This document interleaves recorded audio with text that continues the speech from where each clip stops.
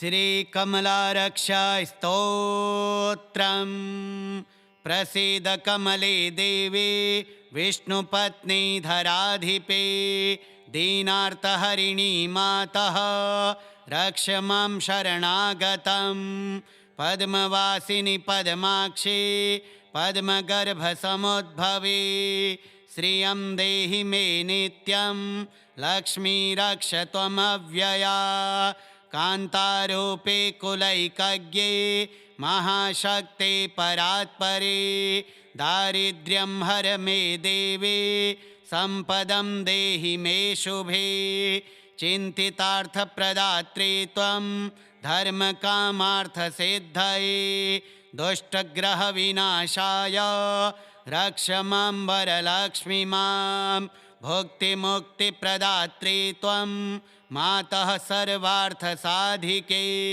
विघ्नरूपं न मे किञ्चित् स्यात् त्वत्कृपया शुभे। सिंहवाहिनि शुभ्राङ्गे वरदाभयहस्तके, रम्ये रमास्वरूपे च रक्ष मां सततं शिवे। कुलक्लेशविनाशाय दारिद्र्यस्य निवारणे, मम रोगविनाशाय लक्ष्मी रक्ष त्वमुद्धरे। स्त्रीपुत्रकलत्राद्यं मे सौख्यं सम्पद्यतां सदा, सर्वकामप्रदायिन्यै नमोऽस्तु परमेश्वरी। अन्नपानं धनं धान्यं गृहसौख्यं च सर्वदा, प्राप्नुयां त्वत्प्रसादेन लक्ष्मी रक्ष त्वसौ सदा। त्वं मे माता त्वमेकाग्र्या, त्वं विना न गतिर्मम। शरणं भव मे लक्ष्मी रक्ष मां भक्तवत्सले। स्तोत्रमेतत् पठेद्यस्तु भक्त्या लक्ष्मीं सदा स्मरेत्, सर्वान् कामान् वाप्नोति अन्ते विष्णुपदं लभेत्। प्रसीद कमले देवी विष्णुपत्नी धराधिपे, दीनार्तहरिणी मातः रक्ष मां शरणागतं। पद्मवासिनि पद्माक्षि पद्मगर्भसमुद्भवे,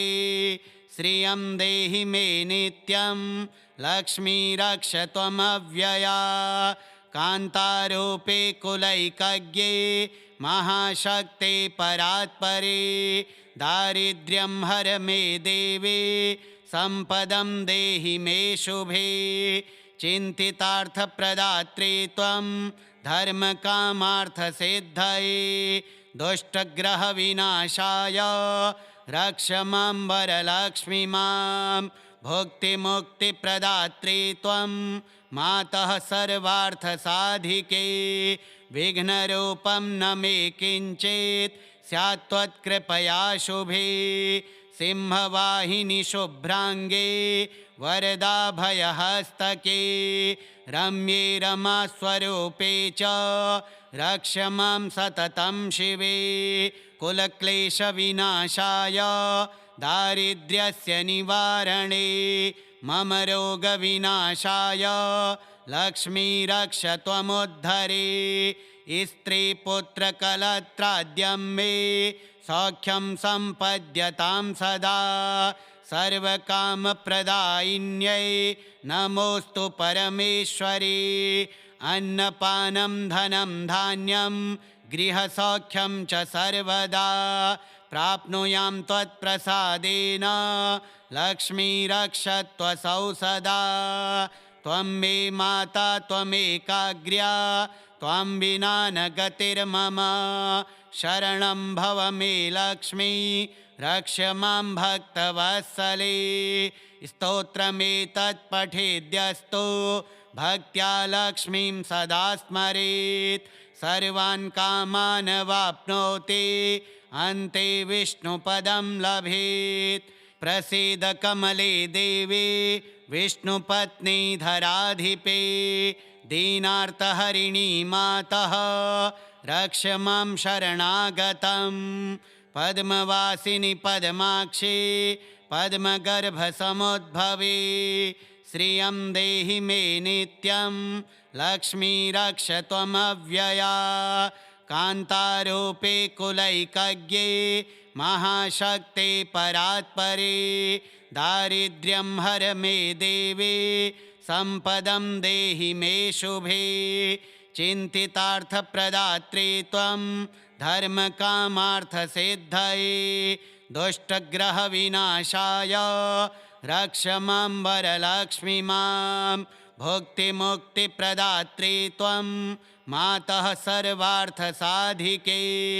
विघ्नरूपं न मे किञ्चित् स्यात् त्वत्कृपया शुभे सिंहवाहिनि शुभ्राङ्गे वरदाभयहस्तके रम्ये रमास्वरूपे च रक्ष मां सततं शिवे कुलक्लेशविनाशाय दारिद्र्यस्य निवारणे मम रोगविनाशाय लक्ष्मी रक्ष त्वमुद्धरे स्त्रीपुत्रकलत्राद्यं मे सौख्यं सम्पद्यतां सदा सर्वकामप्रदायिन्यै नमोऽस्तु परमेश्वरी अन्नपानं धनं धान्यं गृहसौख्यं च सर्वदा प्राप्नुयां त्वत्प्रसादेन लक्ष्मी रक्ष त्वसौ सदा त्वं मे माता त्वमेकाग्र्या त्वं विना न गतिर्मम शरणं भव मे लक्ष्मी रक्ष मां भक्तवत्सले स्तोत्रमेतत् पठेद्यस्तु भक्त्या लक्ष्मीं सदा स्मरेत् सर्वान् कामान् वाप्नोति अन्ते विष्णुपदं लभेत् प्रसीद कमले देवी विष्णुपत्नी धराधिपे दीनार्तहरिणी मातः रक्ष मां शरणागतं पद्मवासिनि पद्माक्षी पद्मगर्भसमुद्भवे श्रियं देहि मे नित्यं लक्ष्मी रक्ष त्वमव्यया कान्तारूपे कुलैकज्ञे महाशक्ते परात्परे दारिद्र्यं हर मे देवे सम्पदं देहि मे शुभे चिन्तितार्थप्रदात्रे त्वं धर्मकामार्थसिद्धये दुष्टग्रहविनाशाय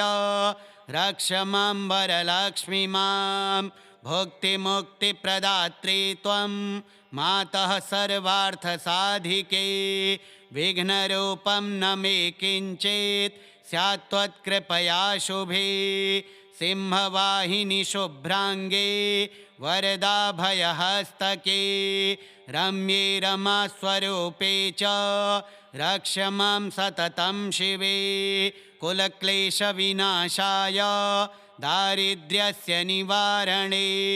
मम रोगविनाशाय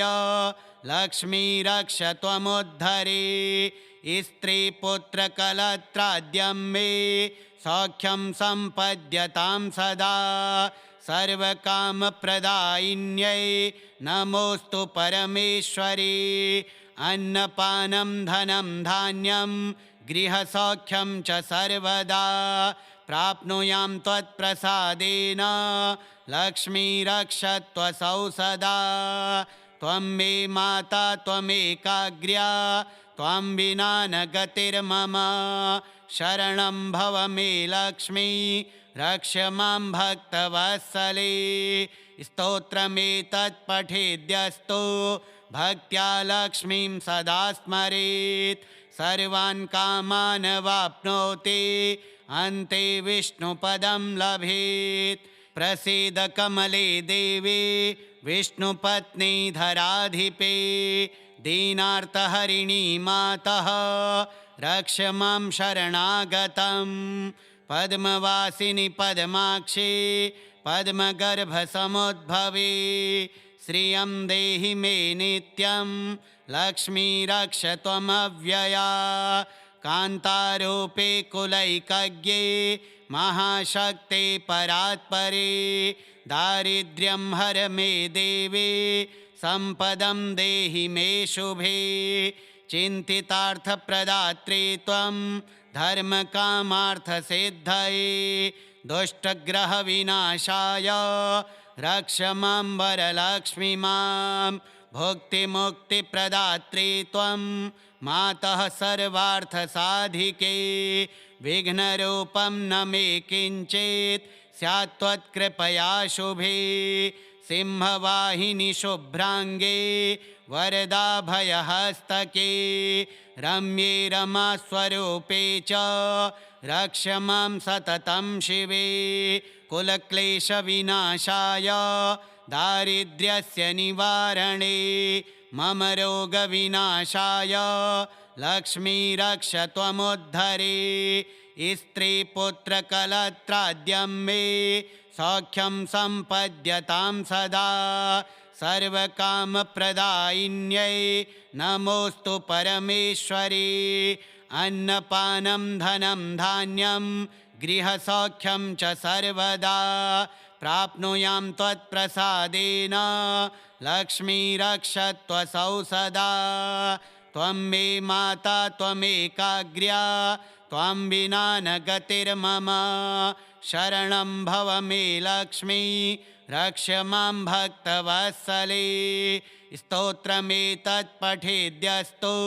भक्त्या लक्ष्मीं सदा स्मरेत् सर्वान् कामान् वाप्नोति अन्ते विष्णुपदं लभेत् प्रसीद कमले देवी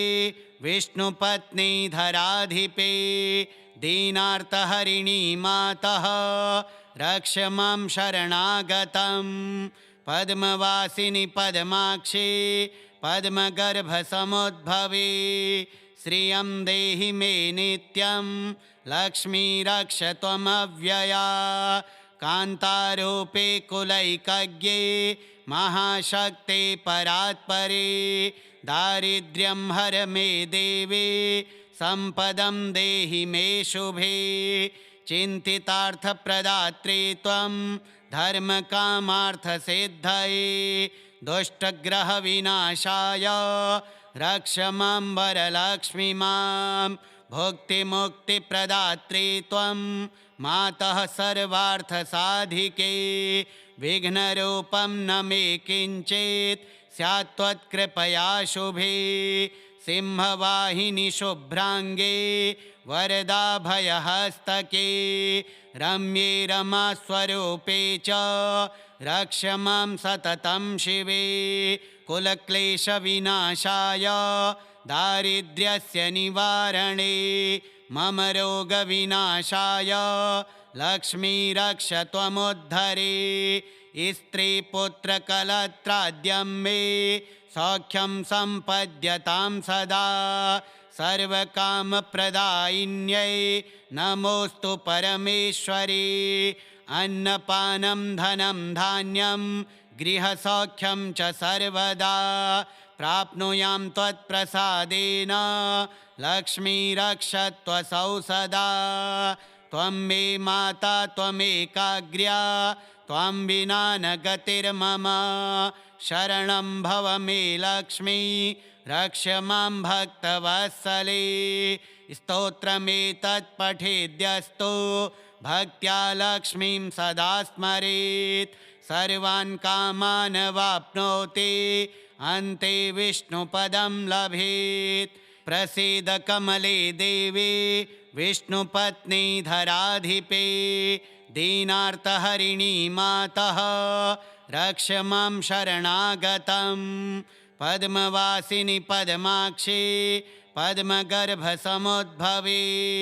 श्रियं देहि मे नित्यं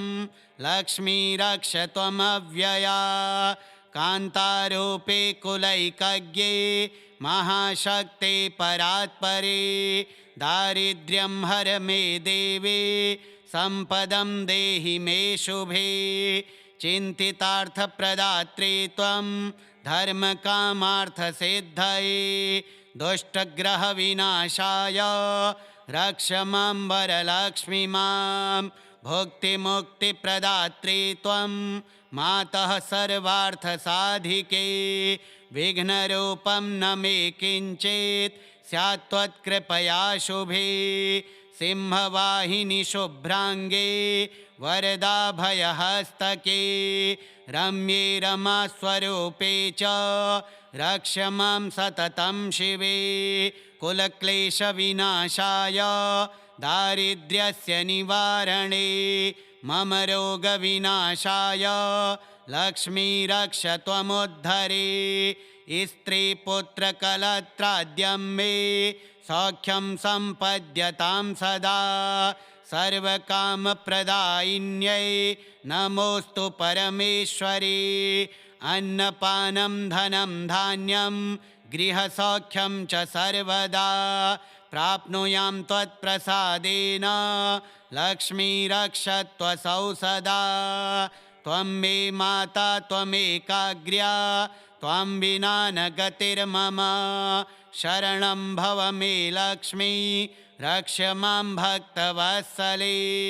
स्तोत्रमेतत् पठेद्यस्तु भक्त्या लक्ष्मीं सदा स्मरेत् सर्वान् कामान् वाप्नोति अन्ते विष्णुपदं लभेत् प्रसीद कमले देवी विष्णुपत्नी धराधिपे दीनार्तहरिणी मातः रक्ष मां शरणागतं पद्मवासिनि पद्माक्षी पद्मगर्भसमुद्भवे श्रियं देहि मे नित्यं लक्ष्मी रक्ष त्वमव्यया कान्तारूपे कुलैकज्ञे महाशक्ते परात्परे दारिद्र्यं हर मे देवी सम्पदं देहि मे शुभे चिन्तितार्थप्रदात्री त्वं धर्मकामार्थसिद्धये दुष्टग्रहविनाशाय रक्ष मां वरलक्ष्मी मां भुक्तिमुक्तिप्रदात्री त्वं मातः सर्वार्थसाधिके विघ्नरूपं न मे किञ्चित् स्यात् त्वत्कृपया शुभे सिंहवाहिनि शुभ्राङ्गे वरदाभयहस्तके रम्ये रमास्वरूपे च रक्ष मां सततं शिवे कुलक्लेशविनाशाय दारिद्र्यस्य निवारणे मम रोगविनाशाय लक्ष्मी रक्ष त्वमुद्धरे स्त्रीपुत्रकलत्राद्यं मे सौख्यं सम्पद्यतां सदा सर्वकामप्रदायिन्यै नमोऽस्तु परमेश्वरी अन्नपानं धनं धान्यं गृहसौख्यं च सर्वदा प्राप्नुयां त्वत्प्रसादेन लक्ष्मी रक्ष त्वसौ सदा त्वं मे माता त्वमेकाग्र्या त्वं विना न गतिर्मम शरणं भव मे लक्ष्मी रक्ष मां भक्तवत्सले स्तोत्रमेतत् पठेद्यस्तु भक्त्या लक्ष्मीं सदा स्मरेत् सर्वान् कामान् वाप्नोति अन्ते विष्णुपदं लभेत् प्रसीद कमले देवी विष्णुपत्नी धराधिपे दीनार्तहरिणी मातः रक्ष मां शरणागतं पद्मवासिनि पद्माक्षी पद्मगर्भसमुद्भवे श्रियं देहि मे नित्यं लक्ष्मी रक्ष त्वमव्यया कान्तारूपे कुलैकज्ञे महाशक्ते परात्परे दारिद्र्यं हर मे देवी सम्पदं देहि मे शुभे चिन्तितार्थप्रदात्री त्वं धर्मकामार्थसिद्धये दुष्टग्रहविनाशाय रक्ष मां वरलक्ष्मी मां भुक्तिमुक्तिप्रदात्री त्वं मातः सर्वार्थसाधिके विघ्नरूपं न मे किञ्चित् स्यात् त्वत्कृपया शुभे सिंहवाहिनि शुभ्राङ्गे वरदाभयहस्तके रम्ये रमास्वरूपे च रक्ष मां सततं शिवे कुलक्लेशविनाशाय दारिद्र्यस्य निवारणे मम रोगविनाशाय लक्ष्मी रक्ष त्वमुद्धरे स्त्रीपुत्रकलत्राद्यं मे सौख्यं सम्पद्यतां सदा सर्वकामप्रदायिन्यै नमोऽस्तु परमेश्वरी अन्नपानं धनं धान्यं गृहसौख्यं च सर्वदा प्राप्नुयां त्वत्प्रसादेन लक्ष्मीरक्षत्वसौ सदा त्वं मे माता त्वमेकाग्र्या त्वां विना न गतिर्मम शरणं भव मे लक्ष्मी रक्ष मां भक्तवत्सले स्तोत्रमेतत् पठेद्यस्तु भक्त्या लक्ष्मीं सदा स्मरेत् सर्वान् कामान् वाप्नोति अन्ते विष्णुपदं लभेत् प्रसीद कमले देवी विष्णुपत्नी धराधिपे दीनार्तहरिणी मातः रक्ष मां शरणागतं पद्मवासिनि पद्माक्षी पद्मगर्भसमुद्भवे श्रियं देहि मे नित्यं लक्ष्मी रक्ष त्वमव्यया कान्तारूपे कुलैकज्ञे महाशक्ते परात्परे दारिद्र्यं हर मे देवी सम्पदं देहि मे शुभे चिन्तितार्थप्रदात्री त्वं धर्मकामार्थसिद्धये दुष्टग्रहविनाशाय रक्ष मां वरलक्ष्मी मां भुक्तिमुक्तिप्रदात्री त्वं मातः सर्वार्थसाधिके विघ्नरूपं न मे किञ्चित् स्यात् त्वत्कृपया शुभे सिंहवाहिनि शुभ्राङ्गे वरदाभयहस्तके रम्ये रमास्वरूपे च रक्ष मां सततं शिवे कुलक्लेशविनाशाय दारिद्र्यस्य निवारणे मम रोगविनाशाय लक्ष्मी रक्ष त्वमुद्धरे स्त्रीपुत्रकलत्राद्यं मे सौख्यं सम्पद्यतां सदा सर्वकामप्रदायिन्यै नमोऽस्तु परमेश्वरी अन्नपानं धनं धान्यं गृहसौख्यं च सर्वदा प्राप्नुयां त्वत्प्रसादेन लक्ष्मी रक्ष त्वसौ सदा त्वं मे माता त्वमेकाग्र्या त्वां विना न गतिर्मम शरणं भव मे लक्ष्मी रक्ष मां भक्तवत्सले स्तोत्रमेतत् पठेद्यस्तु भक्त्या लक्ष्मीं सदा स्मरेत् सर्वान् कामान् वाप्नोति अन्ते विष्णुपदं लभेत् प्रसीद कमले देवी विष्णुपत्नी धराधिपे दीनार्तहरिणी मातः रक्ष मां शरणागतं पद्मवासिनि पद्माक्षी पद्मगर्भसमुद्भवे श्रियं देहि मे नित्यं लक्ष्मी रक्ष त्वमव्यया कान्तारूपे कुलैकज्ञे महाशक्ते परात्परे दारिद्र्यं हर मे देवी सम्पदं देहि मे शुभे चिन्तितार्थप्रदात्री त्वं धर्मकामार्थसिद्धये दुष्टग्रहविनाशाय रक्ष मां वरलक्ष्मी मां भुक्तिमुक्तिप्रदात्री त्वं मातः सर्वार्थसाधिके विघ्नरूपं न मे किञ्चित् स्यात् त्वत्कृपया शुभे सिंहवाहिनि शुभ्राङ्गे वरदाभयहस्तके रम्ये रमास्वरूपे च रक्ष मां सततं शिवे कुलक्लेशविनाशाय दारिद्र्यस्य निवारणे मम रोगविनाशाय लक्ष्मी रक्ष त्वमुद्धरे स्त्रीपुत्रकलत्राद्यं मे सौख्यं सम्पद्यतां सदा सर्वकामप्रदायिन्यै नमोऽस्तु परमेश्वरी अन्नपानं धनं धान्यं गृहसौख्यं च सर्वदा प्राप्नुयां त्वत्प्रसादेन लक्ष्मीरक्षत्वसौ सदा त्वं मे माता त्वमेकाग्र्या त्वं विना न गतिर्मम शरणं भव मे लक्ष्मी रक्ष मां भक्तवत्सले स्तोत्रमेतत् पठेद्यस्तु भक्त्या लक्ष्मीं सदा स्मरेत् सर्वान् कामान् वाप्नोति अन्ते विष्णुपदं लभेत्